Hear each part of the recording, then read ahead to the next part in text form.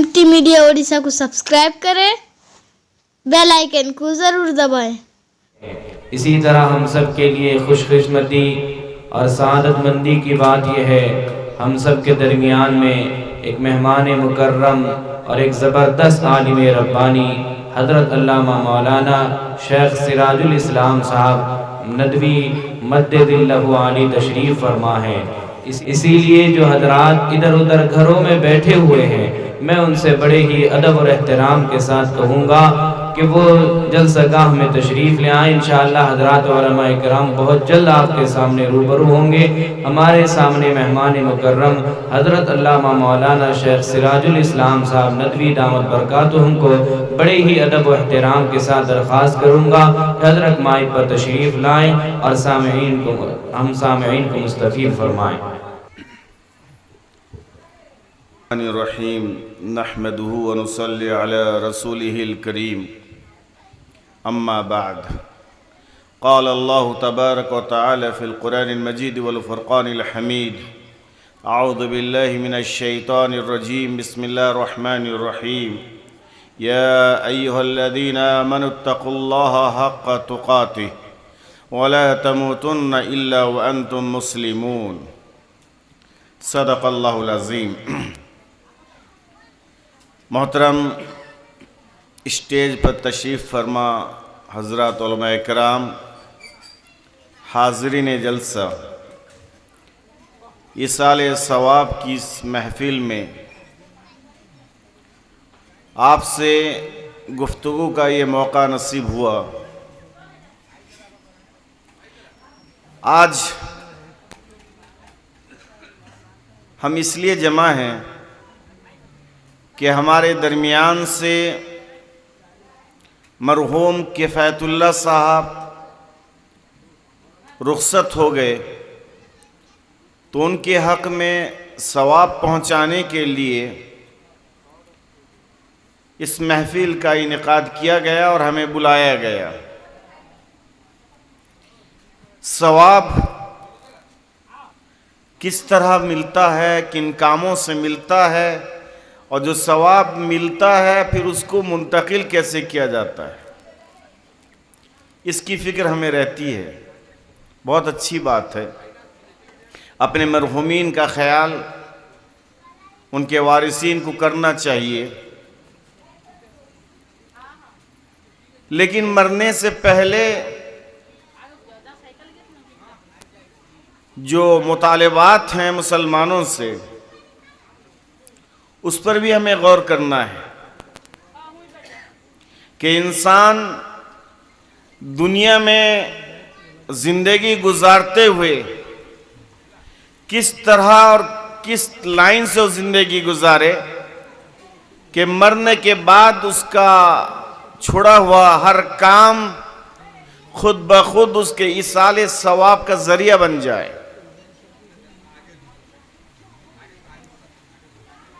अल्लाह तबारक व तआला ने मुसलमानों से खिताब करते हुए फरमाया कि वो लोगों जो ईमान ला चुके हो, देखो तुम्हारी मौत उस वक्त तक न आए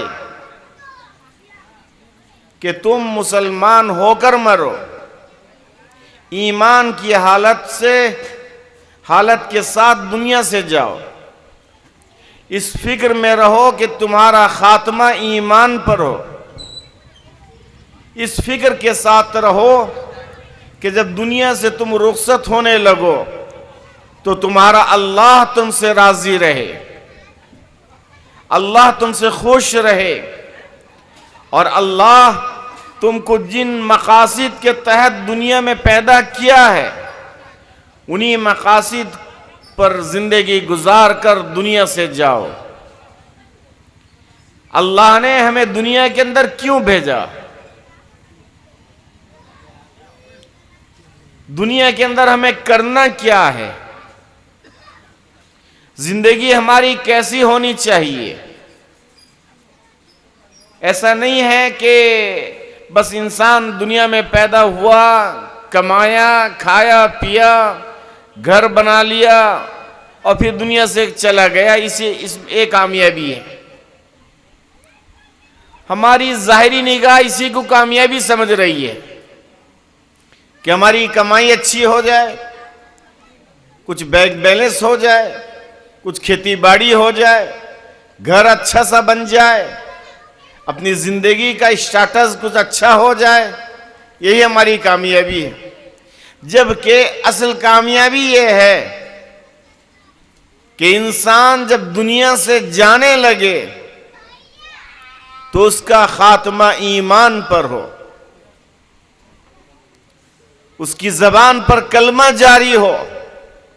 जब वो दुनिया से जाने लगे तो इस हाल में जाए कि उसका परवरदिगार उससे खुश हो, उससे राजी हो कि हाँ ये मेरा बंदा दुनिया के अंदर अच्छी जिंदगी गुजार कर आ रहा है, ये ऐसा बंदा था जो मेरे अहकामात के मुताबिक जिंदगी गुजारता था। मैंने इसको जो आंखें दी थी, इसको जो जबान दी थी, इसको जो हाथ पैर दिए थे, इसको जो सेहत और तंदुरुस्ती दी थी, इसको जो माल और दौलत से नवाजा था, इन सारी नेमतों को वो मेरे अहकामात पर खर्च करता था, मेरे अहकाम के मुताबिक जिंदगी गुजारता था। ये मेरा नेक बंदा है, ये खुश होकर दुनिया से आ रहा है और कल जब कब्र में इसको लिटाया जाएगा तो इसकी कब्र इसके लिए जन्नत का नमूना बन जाएगी, इसकी कब्र इसके लिए कुशादा कर दी जाएगी, ये कब्र में आराम की जिंदगी गुजारेगा और जब हश्र के मैदान में आएगा तो मैं उससे खुश होऊंगा और उसके नामा अमाल को उसके दाहिने हाथ में दूंगा। और फिर जब हिसाब किताब पूरा हो जाएगा तो नामा अमाल दाहिने हाथ में देकर पुल सिरात से पार करके इसको ऐसी जगह, ऐसा ठिकाना दूंगा जो हमेशा जहां वो खुश व खुर्रम की जिंदगी गुजारेगा, मनचाही जिंदगी गुजारेगा, जो चाहेगा खाएगा, जो चाहेगा देखेगा, जो चाहेगा उसको दिया जाएगा, जो पीना चाहेगा उसको पिलाया जाएगा, जिस तरह की जिंदगी गुजारना चाहेगा उस तरह की जिंदगी उसको दे दी जाएगी। ये असल कामयाबी इसी का नाम है कि मेरा अल्लाह मुझसे खुश हो जाए, मेरा परवरदिगार मुझसे राजी हो जाए। मौत से पहले इंसान को खुशखबरी मिल जाए फरिश्तों की जबानी कि हाँ तेरा परवरदिगार तुझसे खुश हो गया, तुझसे राजी हो गया और जन्नत तेरा इंतजार कर रही है। अल्लाह वालों के हालात में आता है, अल्लाह वाले जब दुनिया से रुखसत होते हैं तो उनको खुशखबरियां दी जाती हैं फरिश्तों की जबानी, आओ तुम्हारा इस्तकबाल करने के लिए हम तुम्हारे घर आ गए, अब तुम्हारी रूह को हम लेकर जाएंगे, जन्नत तुम्हारा इंतजार कर रही है, तुम्हारी कब्र में तुम्हारी जन्नत की खिड़कियां खोल दी गई।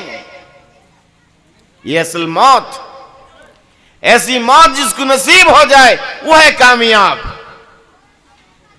जिसको मरते वक्त कलमा नसीब हो जाए, और कलमा नसीब कैसे होगा? हमारी जिंदगी अगर परहेजगारी की है, नमाज वाली जिंदगी, जिक्र व अज़कार वाली जिंदगी, तिलावत वाली जिंदगी, अच्छे अमाल वाली जिंदगी, हमारी निगाह अच्छी चीजों को देखने की आदी बन जाए, हमारे कान अच्छी चीजों को सुनने वाले बन जाएं, हमारे हाथ और पैर से किसी को हमने सताया ना हो और हमारी जात से किसी को तकलीफ ना पहुंचे, हम तमामों के हुकूक अदा करने वाले हों, माँ बाप के हुकूक अदा करने वाले, छोटे बच्चों से मोहब्बत करने वाले, अपने रिश्तेदार और ताल्लुकात वालों से अच्छा बर्ताव रखने वाले, अच्छे अखलाक वाले, अच्छे लेन देन वाले। जब इस तरह की हमारी जिंदगी होगी तो ये जिंदगी भी कामयाब, आखिरत वाली जिंदगी भी कामयाब। जब इस तरह की जिंदगी हमारी होगी तो हमारा जब इंतकाल हो जाएगा तो जो काम हम दुनिया से करके गए हैं उस काम का सवाब ऑटोमेटिक हम तक पहुंचता रहेगा।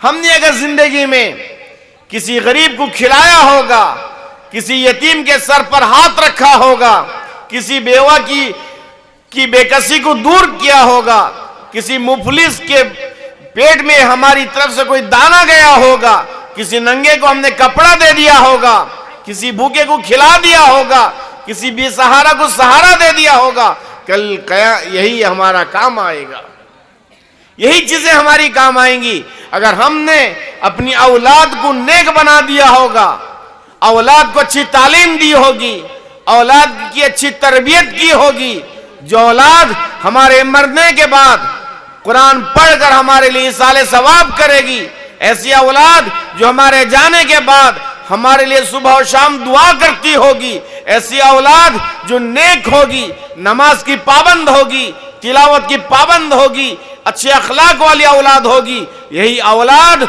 हमारे लिए नजात का जरिया बनेगी। अगर हमने दुनिया के अंदर अपनी औलाद की तरबियत ना की होगी, औलाद हमारे रहते हुए बिगड़ गई होगी, मेरा लड़का बिगड़ गया, मेरी लड़की बिगड़ गई, वो बद किरदार हो गए, वो बुरे अमाल में लग गए, बुरे कामों में लग गए और हम मरकर चले गए, तो चाहे हम जितना जलसा कर लें हमें सवाब कहां मिलेगा। असल जो हमारे लिए इसाले सवाब का जरिया था वो नेक औलाद, जिसको हमने वर्षा देकर छोड़ा, वरासत में जमीन दी, घरबाड़ी दिया, सब कुछ दिया, लेकिन उनको दीन नहीं दिया, उनको ईमान नहीं दिया, उनको अच्छे अखलाक नहीं दिए, उनको अच्छी तालीम नहीं दी, यही हमारे लिए वबाले जान बनेंगे, यही वबाले जान बनेंगे। वो बच्चे जिनको पालने के लिए, जिनको खिलाने के लिए, जिनको बड़ा करने के लिए, जिनको जवान करने के लिए हमने पूरी जिंदगी खपा दी, लेकिन उनकी अच्छी तालीम हमने नहीं की, उनकी अच्छी तरबियत नहीं हुई, उनके अखलाक बिगड़ गए, हमारे प्यार और मोहब्बत में वो लावाले बन गए, उनके अखलाक बिगड़ गए, बैड कैरेक्टर के बन गए, तो कल कयामत के दिन ये हमारे लिए वबाले जान बनेंगे।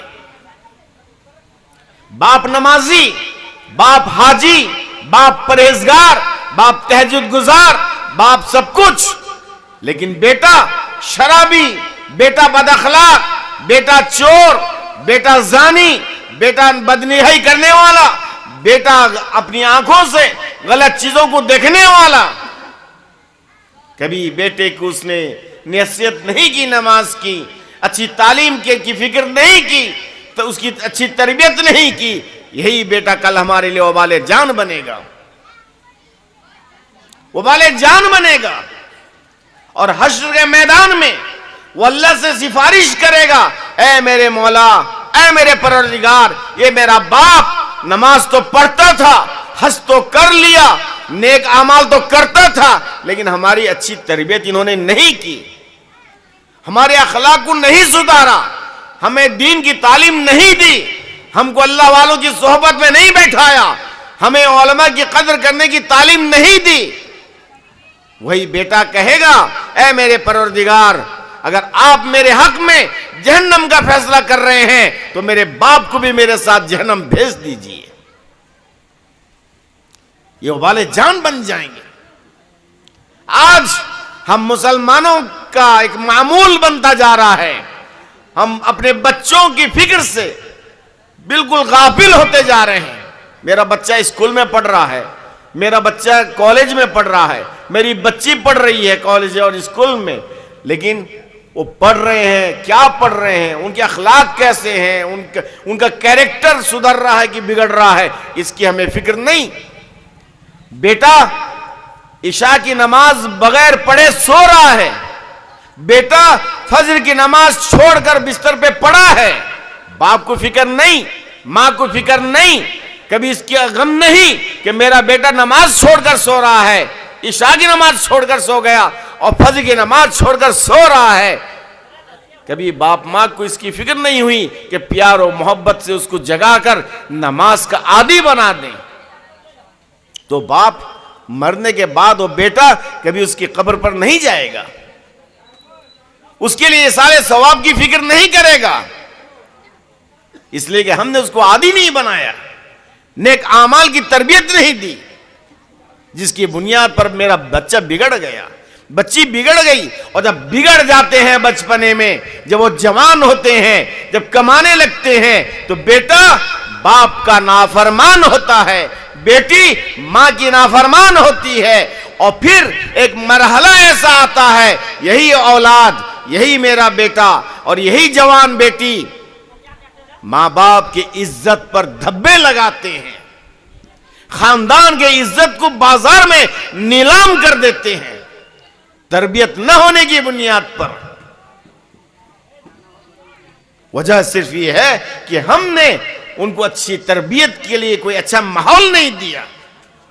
जब माहौल नहीं देंगे बच्चे बिगड़ जाएंगे, मोबाइल से बिगड़ रहे हैं, गलत चीजों को देख देख कर बिगड़ रहे हैं, और हम अपने काम में लगे हैं।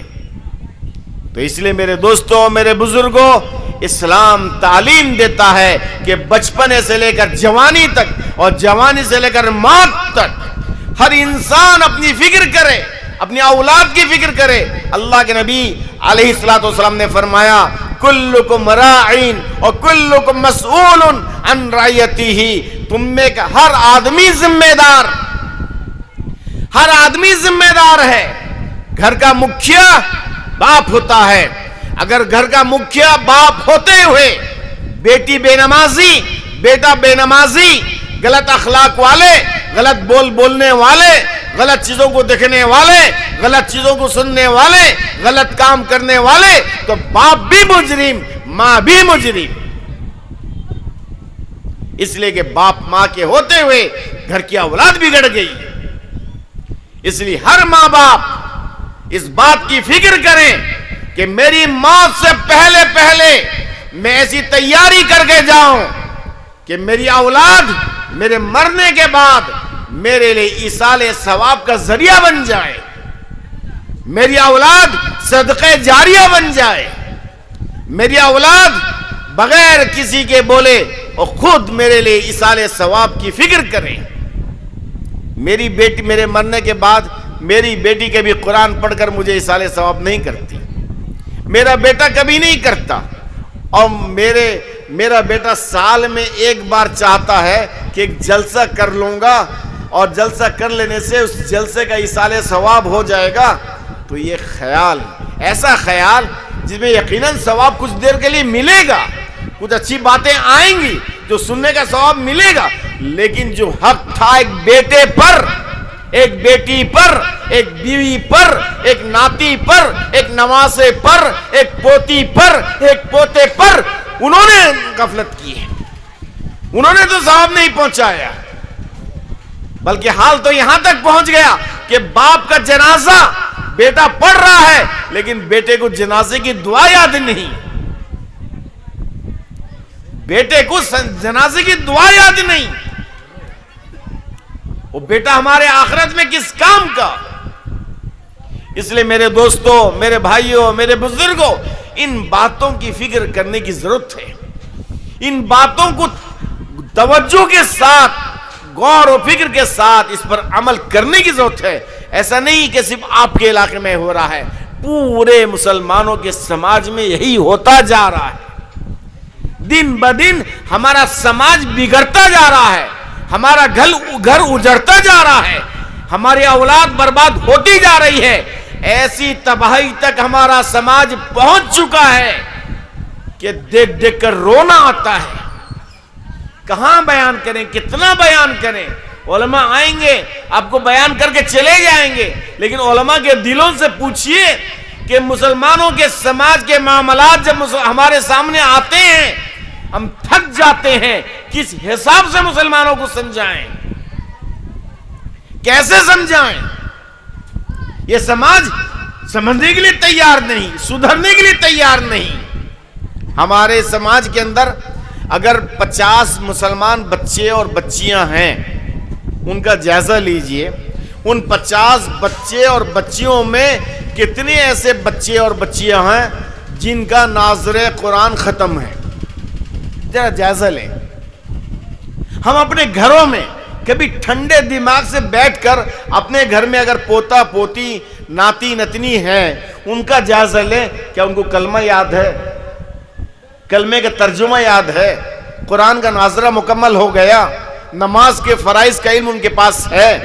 नमाज में फराइज कितने हैं, वाजिबात कितने हैं, वजू के फराइज कितने हैं, गुस्ल के फराइज कितने हैं, वजू किन चीजों से टूट जाता है, रोजा कब फर्ज होता है, क्या इन चीजों का इल्म हमारी औलाद में, हमारे घर वालों को है?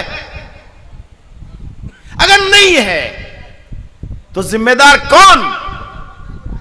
घर का मुरब्बी या मदरसे का मोहतमीम? हम तो आएंगे बयान करके चले जाएंगे, लेकिन घर घर घूम के हमारे पास तो इतना वक्त नहीं कि हर घर में घूम घूम कर तालीम दे सके। उसके लिए मकातिब का निजाम चलाया जाता है, लेकिन मकातिब में आपके बच्चे कितने जाते हैं, उसका जायजा आपने कभी लिया? नहीं लेते। फिर तरबियत होगी कैसे? बच्चों को हम स्कूल जिस पाबंदी के साथ भेजते हैं उसके हालात पर भी जाएंगे तो बात तवील हो जाएगी, लेकिन भेजते हैं। लेकिन मकतब में, मदरसों में बच्चों को हमने कभी भेजा इस नीयत के साथ कि मेरा बच्चा नेक बन जाएगा? वहां से जो पढ़ कर आया वो क्या पढ़ कर आया, जरा घर वालों को भी सिखा दे। और जब घर को आता है वहां से सीख कर कभी माँ बेटे को या नानी नाती को या दादी पोती और पोते को कहती है कि बेटा खाने की सुन्नत सुना दो, खाने की दुआ बता दो, क्या पढ़कर आए मकतब में जरा हमें भी सिखा दो। अगर ये माहौल बन जाएगा तो बच्चा जब मकतब में सीख कर आएगा वो घर वालों को सिखा देगा। लेकिन बच्चा मकतब में सीख कर तो आया, लेकिन आप वो जब घर में आपके एंट्री किया तो देख रहा है कि माँ की जबान में गाली, बाप माँ में झगड़ा चल रहा है, सास बहू के दरमियान झगड़ा चल रहा है, सास बहू को गाली दे रही है, बहू सास को गाली दे रही है। वो बच्चा जो सीख कर आया तो सब भूल गया। ये माहौल, इस माहौल का पोस्टमार्टम करके मैं आपको बता रहा हूं, ऐसा नहीं कि कोई आसमानी बातें हो रही हैं। घर के भेदी हम हैं। कहते हैं घर का भेदी लंका ढाए, ये हमारे समाज का माहौल है। वो बच्चे अच्छे कहां से बनेंगे? बड़े बड़े हकीमों ने कहा है कि मां की गोद बच्चे के लिए पहला मदरसा।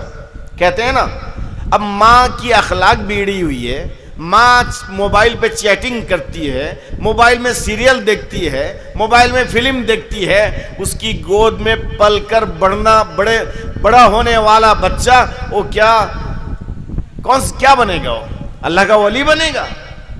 वो आलिम फाजिल बनेगा? नहीं बन सकता। वही गाने वाला बनेगा, वही नाचने वाला बनेगा, वही गाली देने वाला बनेगा, वही मां पर जुल्म करने वाला बनेगा, वही बाप के हुकूक को मारने वाला बनेगा। वो बाप की खिदमत करने वाला नहीं बनेगा। इसलिए कि हमने अपने बच्चों की तरबियत के लिए अपनी जबान को कभी कंट्रोल में नहीं लाया। ये हमने अपनी जबान को कंट्रोल इस ऐसे से किया कि हमारे घर में अगर छोटे बच्चे हैं तो बाप माँ आपस में झगड़ा ना करें।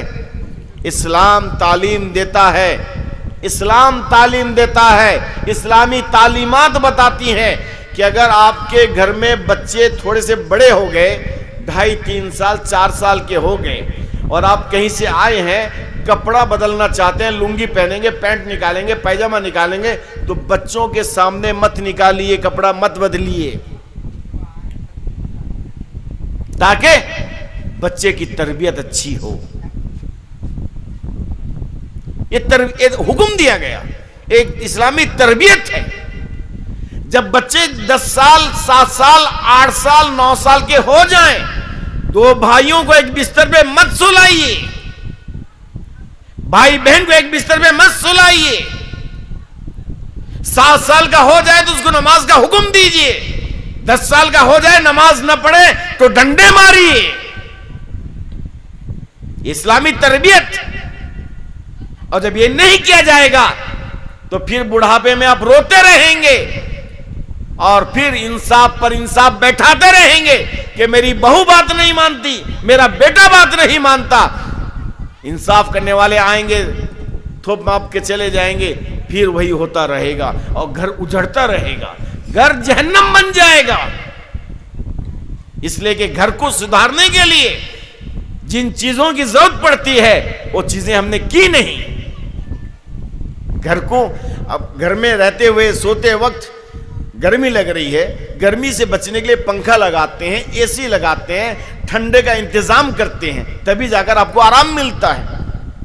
वैसे ही घर को जहन्नम से बचाने के लिए आपको एसी और पंखे से ज्यादा, लाइट और चीजों से ज्यादा इसकी फिक्र करनी पड़ेगी कि मेरे घर का माहौल अच्छा उसी वक्त बनेगा जब मेरे घर के बच्चे, मेरे घर की बच्चियां, मेरे घर की औरतें, मेरे घर के जवान सब नेक बन जाएं।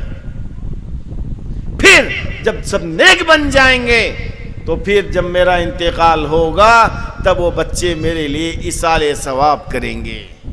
फिर वो जो नेक काम करेंगे ऑटोमेटिक मेरा उनका सवाब मुझ तक पहुंचता रहेगा। आसान तरीका। हमने वो नहीं किया, हमने फराइज से आंखें बंद कर ली, वाजिबात से आंखें बंद कर ली, जो करना जरूरी था वो किया नहीं, तो फिर अच्छी चीजों की फिक्र कहां करेंगे। धान का मौसम चला जाएगा, गर्मी का मौसम आएगा, तब जाकर धान रोपेंगे, धान होगा? नहीं होगा। जो मौसम जिस वक्त लगाना चाहिए, धान डालना चाहिए, जमीन में हल घुमाना चाहिए, उस वक्त करेंगे, तब जाकर जमीन से धान उगेगा। जो धान का बीज होता है डालेंगे तब धान आएगा आपके पास। लेकिन आपने मौसम में तो सोकर गुजार दिया, खेत की तरफ तवज्जो नहीं दी और धान की उम्मीद।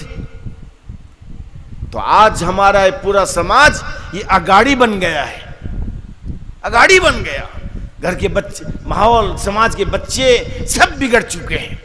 इसलिए मेरे दोस्तों, मेरे बुजुर्गों, जितने लोग हो, इन सब पर जरूरी है। अल्लाह के रसूल ने फरमाया हर आदमी जिम्मेदार है, हर आदमी जिम्मेदार है। कल क़यामत के दिन सवाल हमसे होगा, हमारे औलाद के ताल्लुक से हमसे सवाल होगा, हमारी बीवी के ताल्लुक से हमसे सवाल होगा, हमारी बेटी के ताल्लुक से, हमारे बेटे के ताल्लुक से। हम बच नहीं सकते। इसलिए इन बातों पर तवज्जो दें और दीनी तालीम को आम करने के लिए मकातिब में अपने बच्चों को भेजें और उलमा किराम से पूछ कर अपने बच्चों की तरबियत के लिए रहनुमाई हासिल करें। मदरसा मरकज़ुल उलूम में जाएं, वहाँ हजरत उलमा किराम से पूछें कि बच्चों की इस्लामी तरबियत कैसे होगी, बच्चे अच्छे कैसे बनेंगे, बच्चियाँ अच्छी कैसे बनेंगी। इस ताल्लुक से कभी हमने सवाल रखा? बेटा तलाक दे दिया, अब उस तलाक को छुपाने के लिए हमने कह दिया कि नहीं, हमने सुना नहीं, उसने एक कहा, उसने दो कहा या नहीं कहा, किसी ने सुना नहीं, अब तलाक हो गई नहीं हो गई। इस ताल्लुक से तो पूछते हैं, लेकिन वो बेटे को तलाक देने की नौबत क्यों ना आए? वो नौबत ना आने के लिए कभी हमने उलमा से पूछा कि हमारे बच्चों की तरबियत कैसे करें कि मेरा बेटा कभी बीवी पर जुल्म न करे, मेरा बेटा शराब का आदी बनकर अपनी बीवी को मारने पीटने वाला न बन जाए। उसके लिए हमें करना क्या है? इस ताल्लुक से हमने कभी उलमा से पूछा मसाइल के हल क्या हैं? मसाइल के हल जब तक हम तलाश नहीं करेंगे और ऊपर से पानी डालते रहेंगे और जड़ कटता रहेगा, तो एक दिन आएगा दरख्त सूख जाएगा, गिर जाएगा, दरख्त से फल नहीं आएगा। इसलिए मेरे दोस्तों, मेरे बुजुर्गों, इन बातों पर हमें गौर करने की जरूरत है। तभी जाकर हमारा माशरा इस्लामी माशरा बनेगा, इस्लामी समाज बनेगा। फिर वो बच्चे इस्लामी बच्चे बनेंगे, वो मुसलमान बच्चे बनेंगे। वरना नाम अब्दुल्ला होगा, नाम अब्दुर्रहमान होगा, नाम मोहम्मद होगा, सबको नाम का मुसलमान होगा और सारा काम काफिरों वाला, मुशरिकों वाला, ईसाइयों वाला, यहूदियों वाला काम करेगा। इसलिए मेरे दोस्तों, बुजुर्गों, आज कम से कम इस बात का फैसला करके जाएं कि इंशाअल्लाह अब हम अपने घर की फिक्र करेंगे, नमाज की पाबंदी करेंगे, सुबह और शाम खुद भी तिलावत करेंगे और बच्चों और बच्चियों घर की औरतों को भी तिलावत का पाबंद बनाएंगे, तो इंशाअल्लाह फिर हमारे मरहुमीन तक सवाब ऑटोमेटिक पहुंचता रहेगा। अल्लाह ताला हम सबों को इन बातों पर अमल की तौफीक नसीब करे। वमा अलैना इल्लल बलाग।